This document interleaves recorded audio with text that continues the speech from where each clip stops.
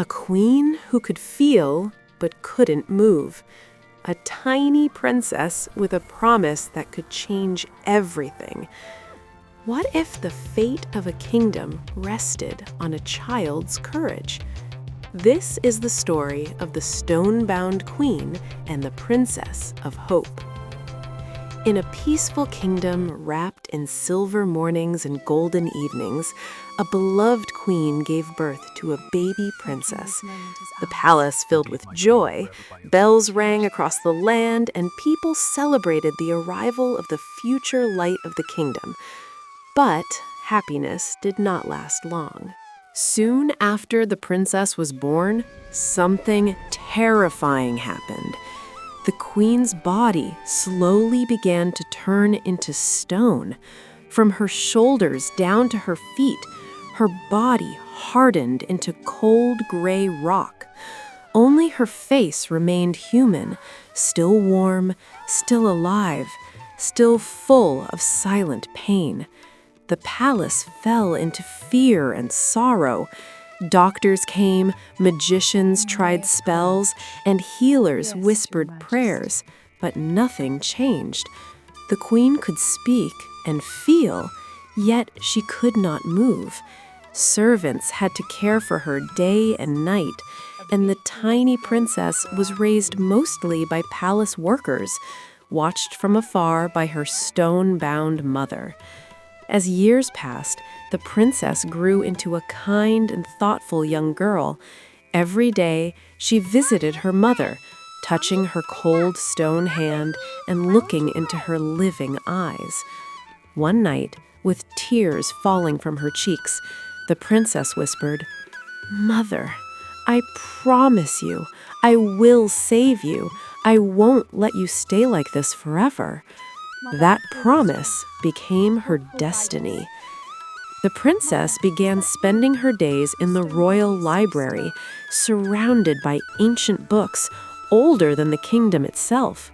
She searched through dusty pages, forgotten languages, and broken legends, until one night she found a mysterious book glowing faintly on a hidden shelf. It was said to be a book that held answers to every impossible problem.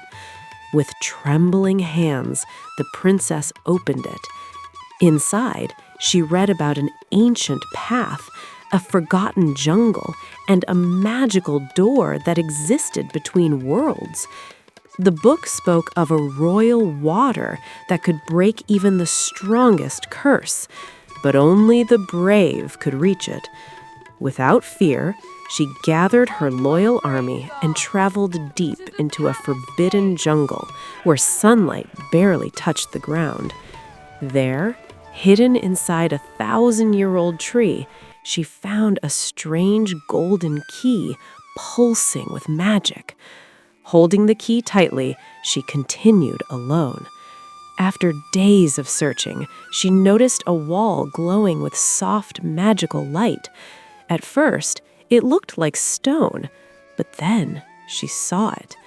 A door hidden within the wall itself. Her heart raced. She placed the key into the lock, and the door slowly opened. Beyond it lay a world unlike anything she had ever seen. A beautiful fairy realm filled with glowing skies, floating flowers, and gentle fairies dancing in the air.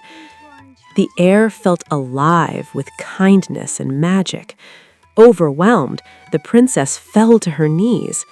She told a fairy her story about her mother, the curse, and her unbreakable promise. The fairy listened quietly, then held the princess's hands and said, "Love strong enough to cross worlds deserves hope." She handed the princess a crystal bottle filled with shimmering royal water. "This will restore what stone has stolen," the fairy said softly. The princess returned to her kingdom without rest, and when she placed the bottle to her mother's lips and the queen drank the magical water, the palace filled with light. The stone cracked and fell away. Slowly, the queen became human again, warm, alive, tears streaming down her face. Mother and daughter embraced for the first time. The kingdom rejoiced, but the princess understood something greater that day. Courage, love, and faith can break even the strongest curse. And from that day on, the story was remembered as a reminder: when love refuses to give up, even stone must surrender.